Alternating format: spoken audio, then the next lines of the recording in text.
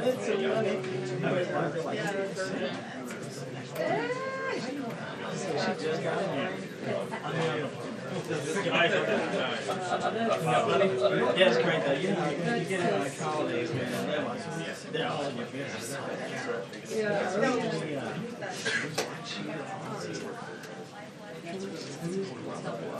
Yes, I did. Go Boston. Yes.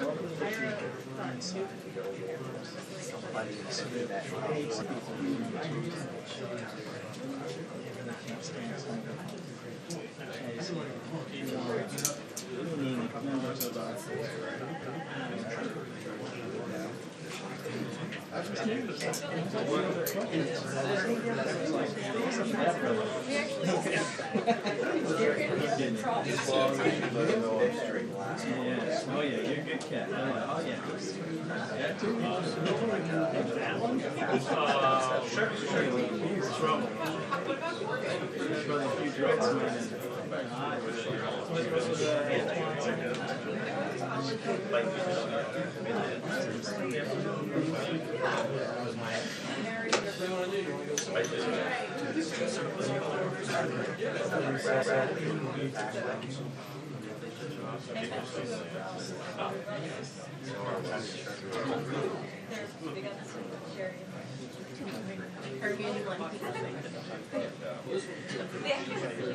Do they go by lift shift or do they go by?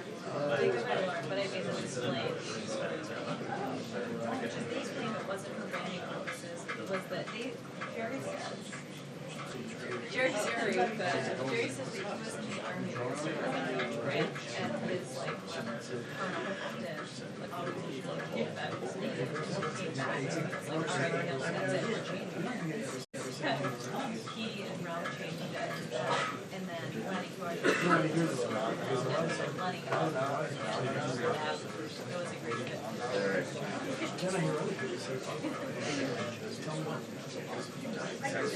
See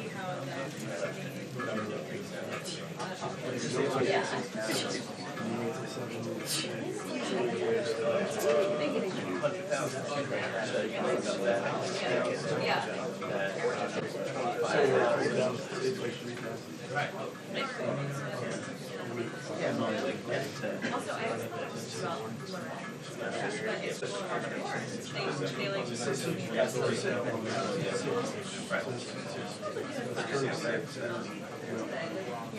I've been say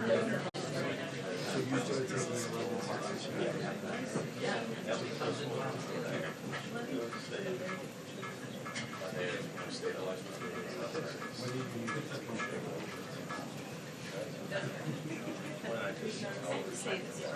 years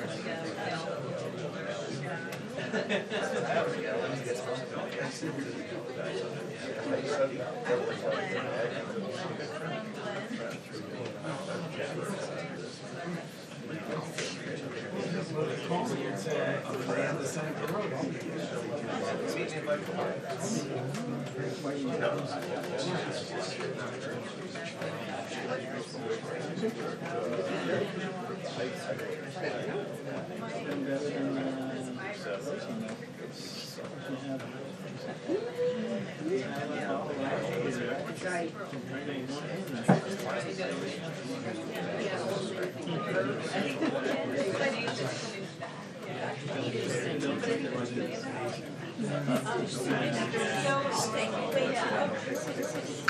Yeah, but it's very fast. It's more like there are a lot of like no, but there's like there's like a little mass.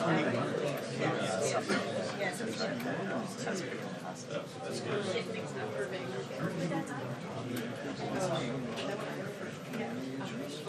Well, I don't know. It's just iron.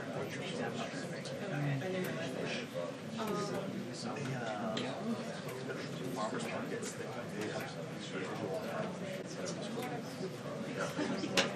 We have a more.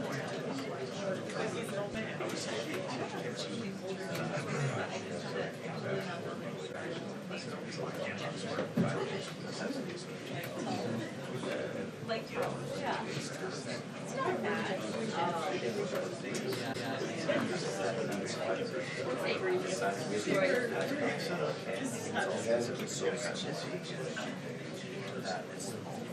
Not really the names of my kids and friends, but everything else.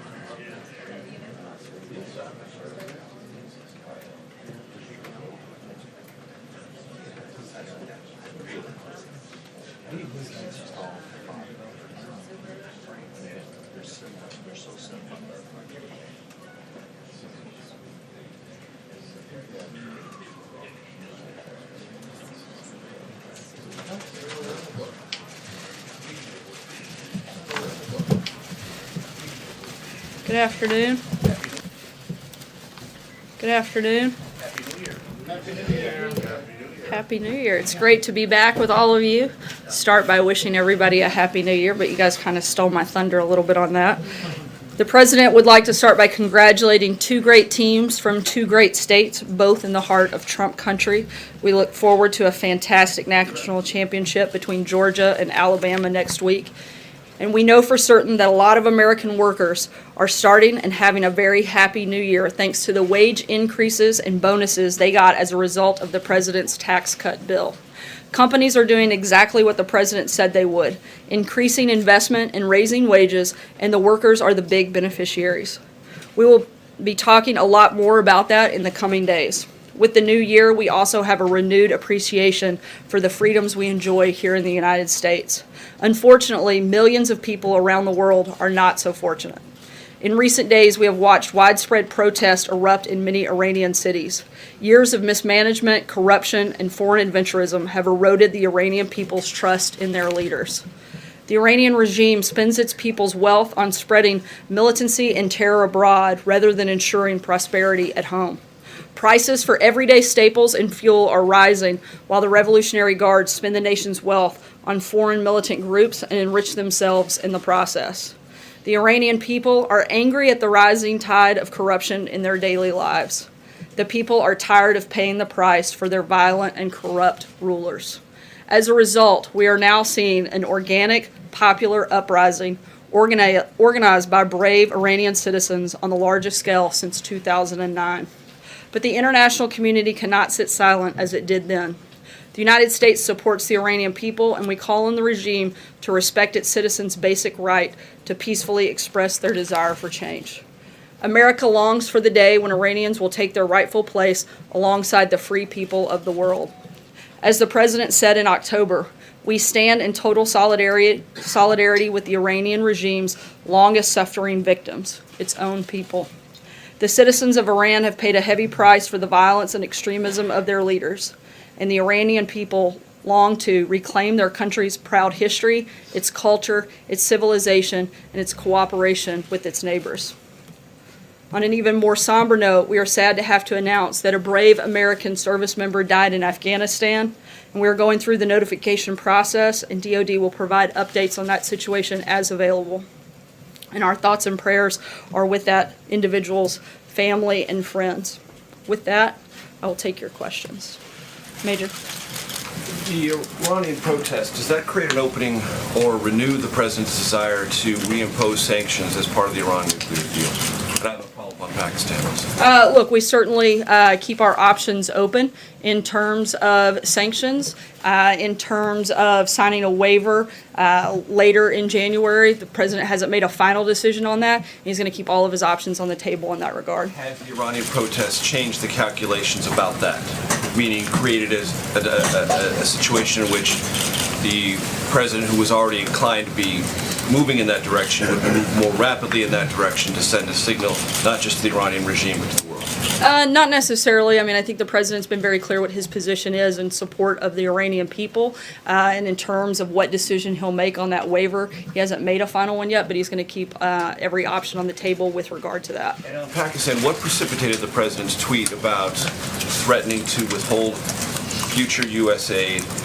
Is there something in particular that he was either briefed upon or that he noticed?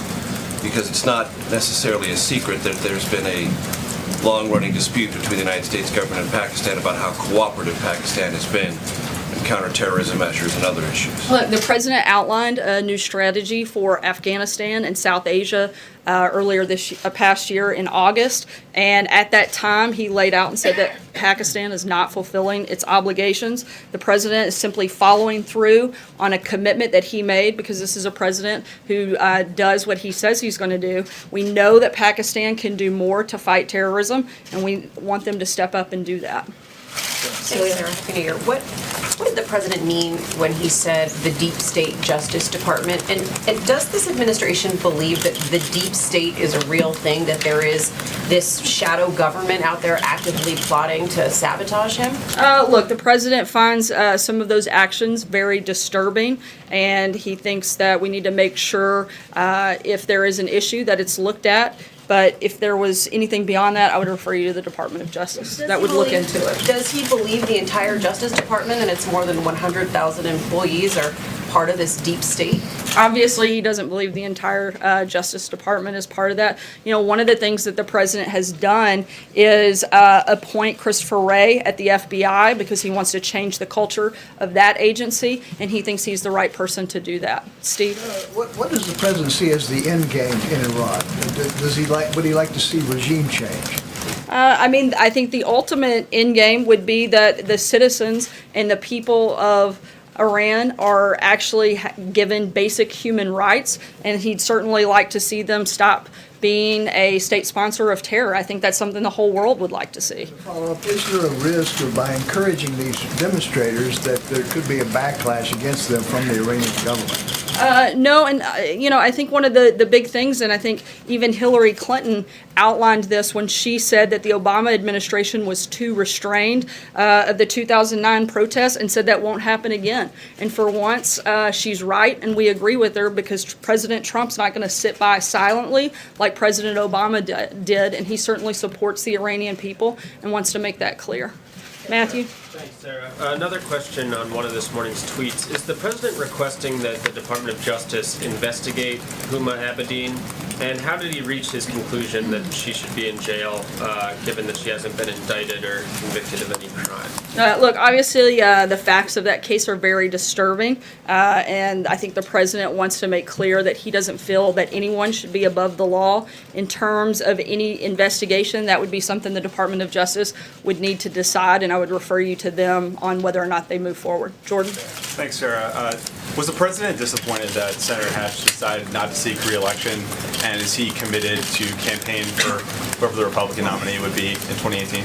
Obviously, I don't think we've made a determination in terms of campaigning, but the president certainly has the greatest and deepest amount of respect for Senator Hatch and his over 4 decades of experience in the Senate.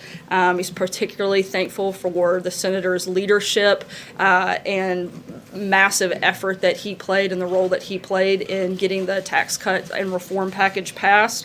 And the president certainly praises his service and is very sad to see Senator Hatch leave, and knows that he will certainly be missed. John? Thanks a lot, Sarah. President Moon of South Korea has reached out to North Korea about a possible meeting between North and South Korean officials as early as next week. Is this a meeting that the administration supports? Would it in any way upset your strategy for dealing with North Korea?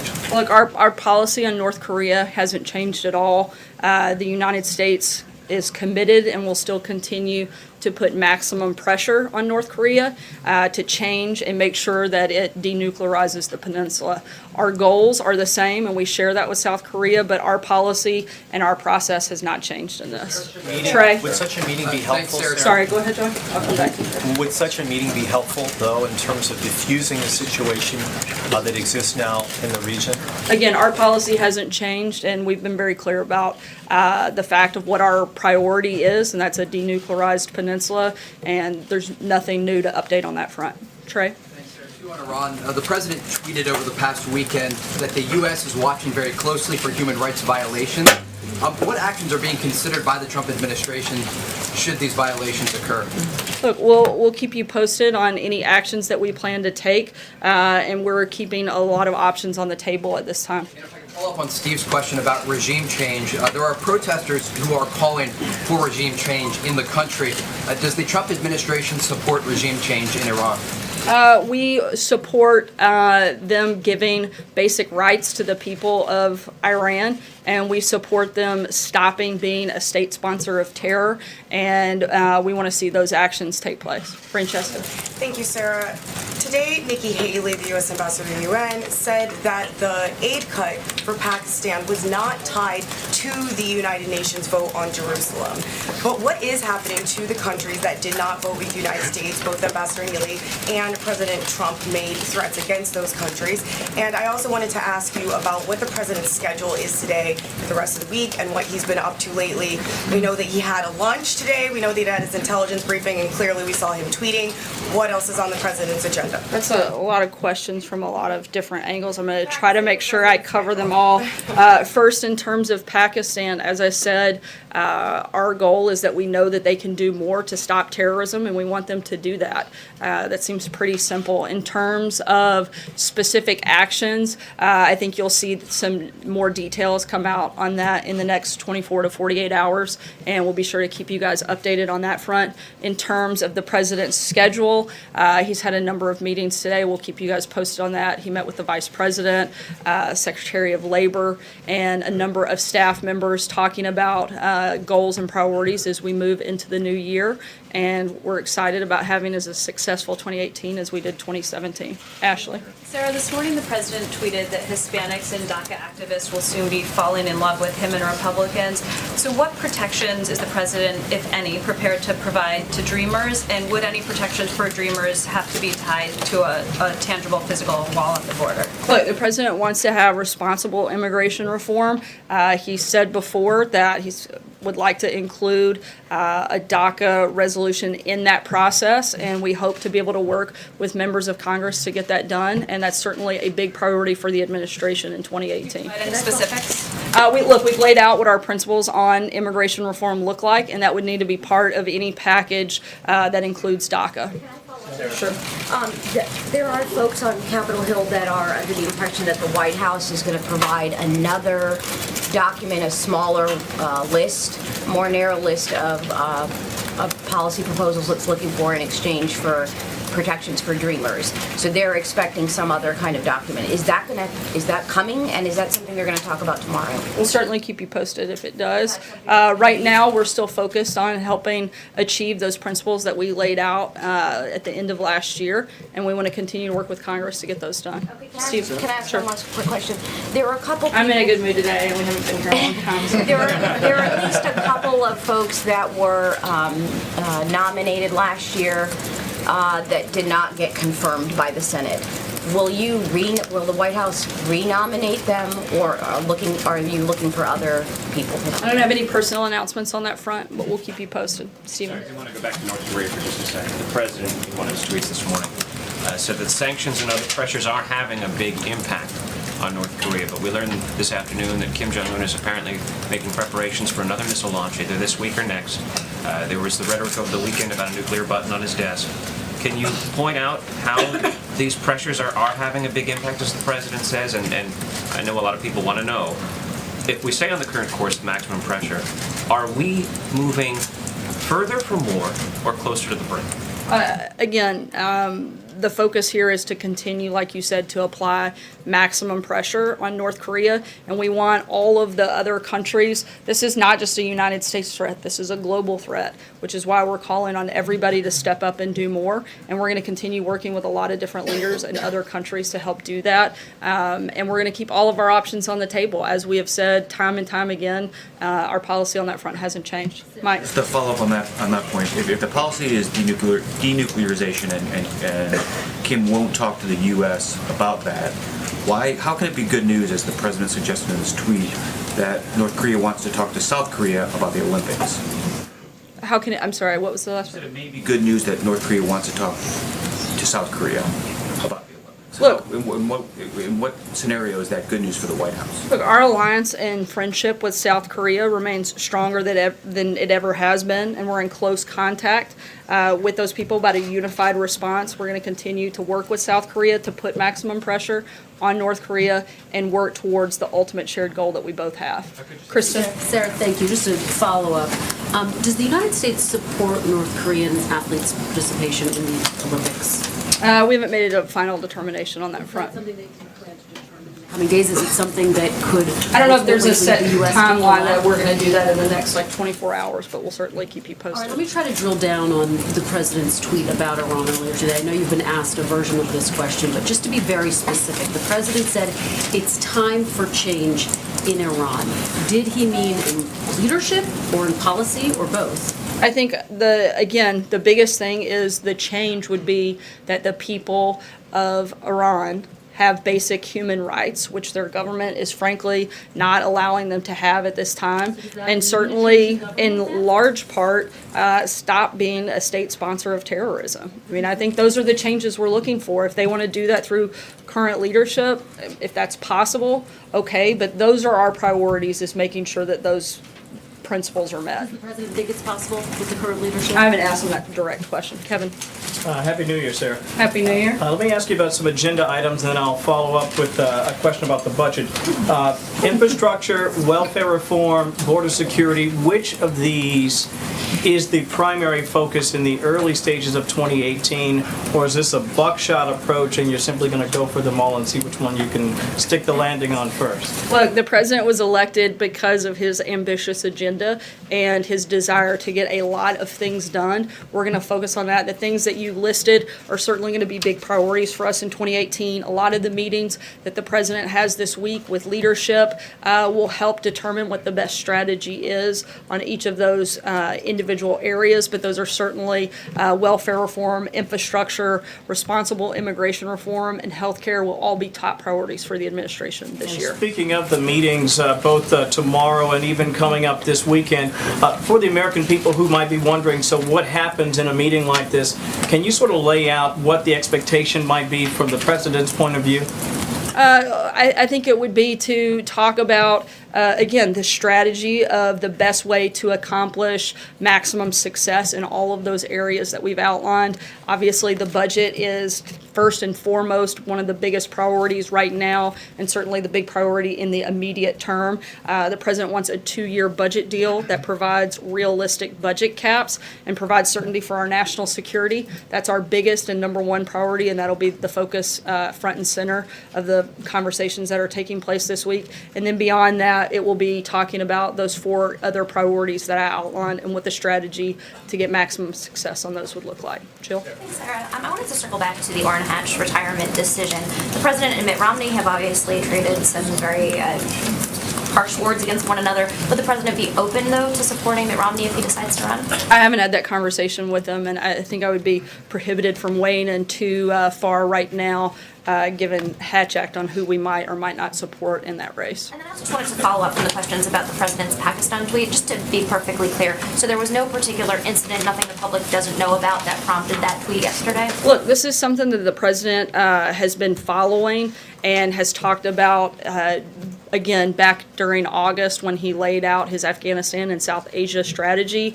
And this is something that the administration continues to watch on a daily basis, and the president receives daily updates and briefings, and I can't go into any further detail beyond that. John? Yeah, thank you, Sarah. Several of the Iranian exile groups in the United States have praised the president's comments and statements on Iran, as have former prisoners of the Iranian government, Pastor Saeed Abedini among them. Is the president in touch, either directly or indirectly, with any of the exile group, notably the National Council for Resistance in Iran? I'm not aware of any conversations, certainly not directly between the president, but I'd have to verify that no one in the administration has had those conversations. I'm just not prepared to answer that extensively. Peter? Sarah, can I ask you about another presidential tweet today? The president today appeared to take credit for 0 commercial airline deaths in 2017. In fact, there hasn't been a U.S. commercial airline fatal crash in the country since 2009. So does President Obama deserve credit for that long stretch that dates back to 2009? Look, the president has raised the bar for our nation's aviation safety and security. He certainly is very grateful. Last year, the president announced his initiative to modernize modernize air traffic control, and under his leadership, the Department of Homeland Security released enhanced security measures to ensure safer commercial air travel. Look, the president's very happy that there were no commercial airline deaths in 2017, and we hope that that trend continues well into 2018 and beyond. Brian? Just to follow up, then Michael Huerta is the FAA administrator. Obviously, he's had a successful run. He's an Obama holdover. His term expires this week. Will he extend Michael Huerta? I don't have any personnel announcements on that front. Follow if I can, because you start talking football, so I'll ask you about football. The two teams that are going to be in the national championship game come from the state of Georgia and the state of Alabama, as you know well. Obviously, Alabama just elected a Democratic senator. You said they're right in the heart of Trump country. Does the president see the country as Trump country and the rest of the country? Look, I was certainly making a congratulations to two great football teams in the greatest conference in the country, which I'm sure that most of you will all agree, even those that don't live in one of those lucky states. I'm not going to ask you specifically about, I'm not going to ask you if you work during the holiday, because I think I know what you'll say there, but what I do want to ask you is... There was a holiday? Yeah, right. What I wanted to ask you is, will he give a comprehensive breakdown of what he accomplished during the holiday season? And specifically, he met with Steve Mnuchin, Wilbur Ross, Robert Lighthizer, his trade rep, his commerce secretary, and his treasury secretary. Did you accomplish anything during that break, and could you let the American public know what it was that you accomplished? Obviously, the president's been extremely focused on trade. He talked a lot about it during the campaign, has talked a lot about it since he was sworn in. That's going to continue to be a big priority for the president in making sure that American workers and American companies are at the best end and have better trade deals. He doesn't feel like we have very many of those right now and wants to make sure that we make every effort to improve all of the trade deals that we have so that we're benefiting our workers and our companies and our country. And that was certainly a big part of that conversation and will continue to be so. And we'll keep you posted if we have specifics to roll out on that front. Does he plan to hold, he's had one solo press conference in a year. Is there any chance we get him out here to answer some questions from us anytime soon? We'll certainly make sure that you guys are aware if he's going to make an appearance. Look, the president communicates. He's one of the most accessible presidents we've ever had. He gives feedback and answers questions in a variety of different ways. Sometimes it's through a press conference. Sometimes it's chatting with you guys on the way to and from Marine One. It's often through Twitter where he gets to speak directly to the American people and give exact information on what his thoughts and feelings are. The purpose, if I understand correctly, is for you to get information about where the president is, and we do that in a variety of different ways. Hunter? Thank you, Sarah, and Happy New Year. Happy New Year. So in less than a year in office now, President Trump has visited golf courses 91 times. There's confirmation that he's played the game of golf at least 75 times. Sean, back in March, told me that this was different than President Obama's use of golf, which was Obama played far less than President Trump, but Sean said Trump was using the game much differently. Can you tell me the biggest single thing the president has accomplished for the American people during his time on the golf course? I think it would certainly be developing deeper and better relationships with members of Congress in which those relationships have helped push forward the president's agenda, specifically when it comes to helping get the tax reform and tax cuts passed. A lot of that, I think, and the success of that came from the strong relationships that the president has, and he's played golf with a number of senators and used that time certainly to accomplish that. If so much has been accomplished during this time, there seems to be a bit of a transparency issue with his time on the golf course. We don't always get confirmation of what he's doing there, despite a lot of requests. There was this incident with the box truck. Why does it seem as though the White House is a little has some kind of issue about his time on the course? I think it's the press that has an issue with this time on the course. The president's extremely proud of the accomplishments we had during 2017. I don't think anyone can argue is probably one of the most successful first years in office, passed major legislation, reworked the court system, and got a Supreme Court justice nominated and approved and on the bench in the first year, a booming economy, massive gains against the war on ISIS. I think we've had an extremely successful 2017, and some of that's due to the relationship building that he was able to do there. We'll take one last question. Eamon? For confirmation? I'm sorry?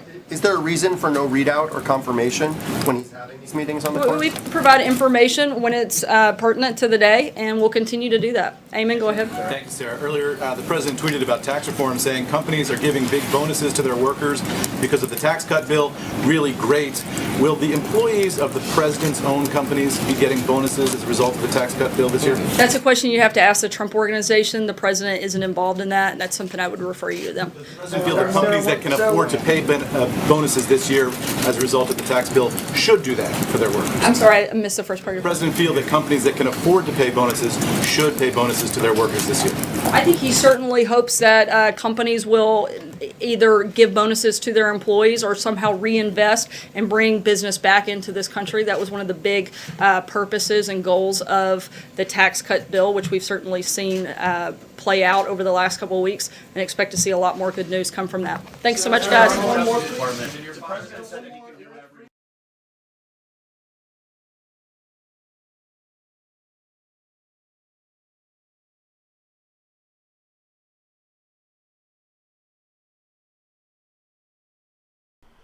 All right, folks, thank you very much for joining us and choosing us as your stream of choice. I think this was a very good press briefing, the very first one of 2018.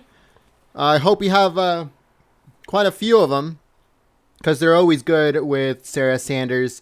So thank you very much for choosing us as your stream of choice. Like I said, thank you so much to all those that shared the stream on social media. You guys are amazing. You guys help the channel grow and become bigger and bigger every single day. Also, thank you to the moderators for keeping the chat clean and enjoyable for everyone. You guys do an amazing job, and I would like to thank you so much. Happy New Year, folks. We are back. We're going full steam ahead. There's a lot of information. We're going to be uploading a whole bunch of videos today. News stories and a whole bunch of articles on our website at goldenstatetimes.com. Again, that's goldenstatetimes.com. So make sure you guys don't miss it. There's a lot of information coming out, folks. A lot. So thank you so much for joining us. Subscribe if you are new. Don't forget to give this live stream a thumbs up. And I hope to see you guys here on the next live stream. I think there's another press briefing tomorrow, but there's going to be an event coming up later on this week by President Trump. So stay tuned on the channel. I should be putting it up on there so you guys can set the notification and all that good stuff. So thank you very much. Like I said, Happy New Year to every single one of you. I hope that you guys had a blessed Christmas and a Happy New Year. And I hope to see you guys here next time. My name is Jen. I'm from Golden State Times. Peace.